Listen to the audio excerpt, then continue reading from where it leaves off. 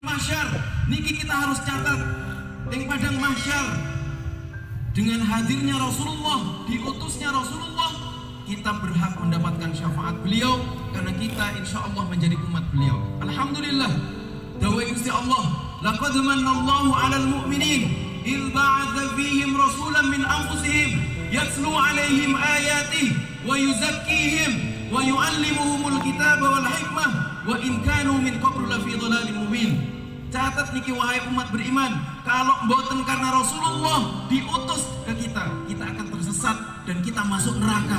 Masya Allah, naudzubillah. Allahu Akbar, Allahu Akbar, walillahil hamd. Karena itu diutusnya Rasulullah juga patut kita syukuri. Hadirin yang dimuliakan Allah SWT, kula wau mlebet mriki kula dados kimutan karena wonten lalat, wonten hewan-hewan lentune. Kula dados kimutan teng kitab Nasaihul Ibad disebutkan bahwa Imam Ghazali nate mimpi.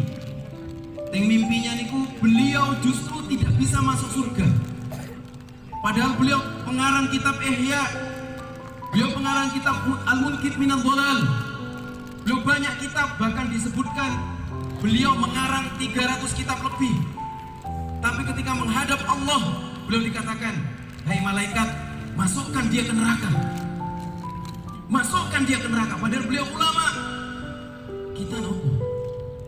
Beliau ulama, tapi kata Allah, masukkan dia ke neraka. Imam Ghazali sedih. Lajeng kemudian ketika sudah mau diangkut, dimasukkan ke neraka, teng pintu neraka dicegat. Nopo sing mencegat Imam Ghazali untuk dimasukkan ke neraka? Yang dicegat adalah, dan yang mencegatnya adalah seekor lalat. Lalat mengatakan, "Ya Allah, wahai malaikat, jangan kau masukkan orang ini ke neraka. Aku bersaksi orang ini orang baik. Aku bersaksi dia tidak berhak untuk masuk neraka. Dia berhak masuk ke surganya Allah." Allahu Akbar, walillahil hamd. Nopo persaksian hewan yang bernama lalat nih, sehingga kemudian dia bersaksi Imam Ghazali tidak berhak untuk masuk nerakanya Allah, tapi berhak untuk masuk surganya Allah. Inggih menika terus si lalat ketika dia sedang menulis salah satu kitab karyanya, "Aku minum mangsi, aku minum tinta." Kula niku ngunjuk tinta yang dia pergunakan untuk damel kitabnya ini. Terus si lalat, "Al-Ghazali niki, piyantun niki membiarkan saya minum sampai saya minum puas." Lalu dia pergi, aku pergi, dan dia kemudian melanjutkan menulis. "Aku bersaksi bahwa dia termasuk orang baik. Karena terus dawuh Kanjeng Nabi, irhamu man fil ardi yarhamkum man fis sama." Sayangilah orang yang di bumi, maka penghuni langit akan menyayangimu. Dan ini yang terjadi. Imam Ghazali kemudian tidak berhak masuk nerakanya Allah, tapi justru berhak untuk masuk surganya Allah. Allahu Akbar, walillahil hamd. Hadirin yang dimuliakan Allah, karena itu hikmah Idul Adha sebenarnya adalah kita taqarrub ilallah. Hikmah Idul Adha adalah yang diajarkan oleh Nabi Ibrahim dan Nabi Ismail adalah taqarrub ilallah. Dan syarat menjadi taqarrub ilallah inggih menika kita menjadi orang yang bertauhid. Kita menjadi orang yang mengesahkan Allah. Karena itu Nabi Ibrahim disebut sebagai Al-Hanif. Inggih menika piyantun ingkang jaga hatinya, piyantun ingkang jaga sikapnya untuk tetap bertauhid kepada Allah SWT.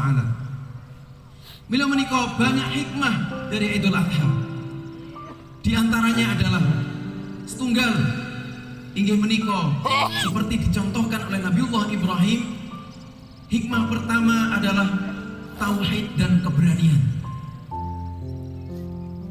Dicatat di surah Al-Baqarah ayat 258. Bagaimana terjadi perdebatan antara penguasa yang betul-betul berkuasa di zaman itu dengan Nabiullah Ibrahim yang orang biasa dianggapnya di masyarakat, tapi beliau sempurna di mata Allah karena dia utusan Allah. Namrud niki termasuk orang yang zalim, raja yang lalim. Di zaman itu di kawasan timur wonten raja yang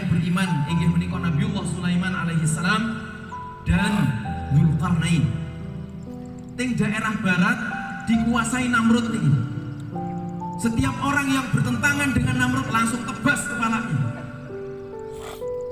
Maka waktu itu Namrud mengundang masyarakatnya untuk berkumpul, mengundang masyarakatnya untuk ikut jamuan yang diadakan oleh Namrud.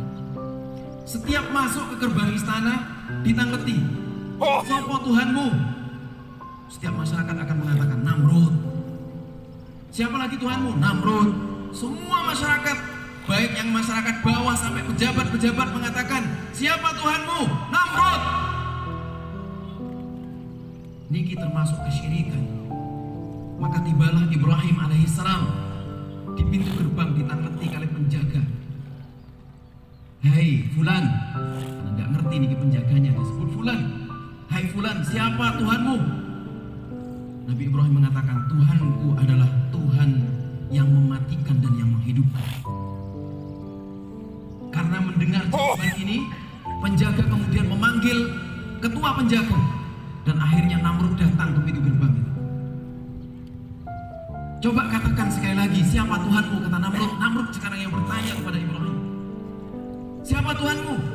"Tuhanku adalah Tuhan yang maha mematikan dan menghidupkan."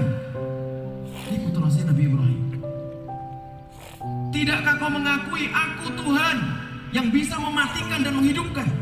Terus Namrud. Maka perdebatan itu dilanjutkan dengan argumen dari Ibrahim. Nopo terus Ibrahim? "Tapi kau tidak bisa mendatangkan langit bumi, kau tidak bisa mengedarkan matahari dari timur ke barat, barat ke timur lagi, tidak bisa." Namrud kemudian tidak bisa berkata apa-apa, dan Nabi Ibrahim kemudian dipenjara. Ketika dipenjara, seperti kita tahu semua ceritanya, dia kemudian lari dari penjara, keluar dari penjara, kemudian memporak-porandakan sesembahan masyarakat di zaman itu yang juga menuhankan Namrud dan menuhankan berhala-berhala. Keesokan harinya, seperti kita tahu, masyarakat bertanya, termasuk pamannya Azar bertanya, "Siapa yang memporak-porandakan ini?" Ini pasti Ibrahim ini.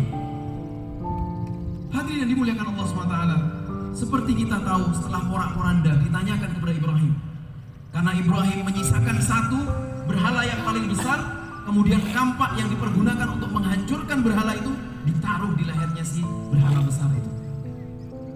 Lajeng ketika ditanya Ibrahim, "Sopo sing memporak-porandakan? Sinten ingkang menghancurkan nih?" Terus Ibrahim, "Tanyalah kepada berhala yang paling besar itu." "Loh, bagaimana bisa menjawab ini? Berhala ini? Loh, kalau begitu kenapa kau sembah?" Itulah yang kemudian dikatakan Ibrahim punya tauhid, Ibrahim punya keberanian. Niki hikmah pertama sebenarnya dari Idul Adha. Idul Adha mengajarkan dari sejarah Ibrahim alaihissalam bahwa tauhid membuat orang semakin berani sebenarnya. Berani mengatakan yang hak itu hak, yang batil itu batil.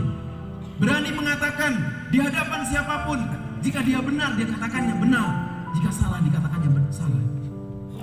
Bukan mengikuti fakta, sanes mengikuti nopo ingkang dikatakan orang banyak benar, tapi sejatinya bukan benar. Tapi mengatakan niki yang benar, karena inilah adalah kebenaran sejati. Allahu Akbar walillahil hamd. Hadirin yang dimuliakan Allah SWT, hikmah kedua ingin menikah adalah tauhid dan kepedulian. Kita tahu Idul Kurban niku adalah hari raya di mana umat Islam yang mampu berkorban, menyembelih hewan-hewan korban. Dan setelah itu hewan-hewan korban itu dibagikan kepada masyarakat. Niki bentuk kepedulian. Karena kalau bertauhid bukan peduli, niku berarti orang perlu dipertanyakan tauhidnya. Kalau ada orang mengaku bertauhid tapi tidak punya kepedulian terhadap orang yang lemah, orang yang miskin, orang yang membutuhkan, maka dia perlu dipertanyakan tauhidnya. Kenapa? Karena bentuk tauhid niku sebenarnya adalah al-wahbah. Maka Allah al-wahhab. Allah al-wahhab niku artinya Allah maha memberikan apapun yang diberikan kepada orang yang membutuhkan. Dan kalau kita ingin meniru sifat Allah dengan takhalluq bi sifatillah, kita berakhlak dengan sifat Allah, maka siapapun yang membutuhkan, kita harus peduli kepadanya. Kita perlu ingat salah seorang muhaddits inggih menika Abdullah Ibnul Mubarak. Kadang dibaca Ibnul Mubarak. Beliau naik haji. Dilaporkan ketika naik haji, beliau niki bermimpi. Napa mimpinya? Hajimu nggak keterima. Hajimu nggak keterima. Hajimu ghairu maqbul wa anta matrud. Hajimu nggak keterima. Walaysa mabruran laka. Dan hajimu bukan haji mabrur. Tapi ada satu orang yang hajinya mabrur.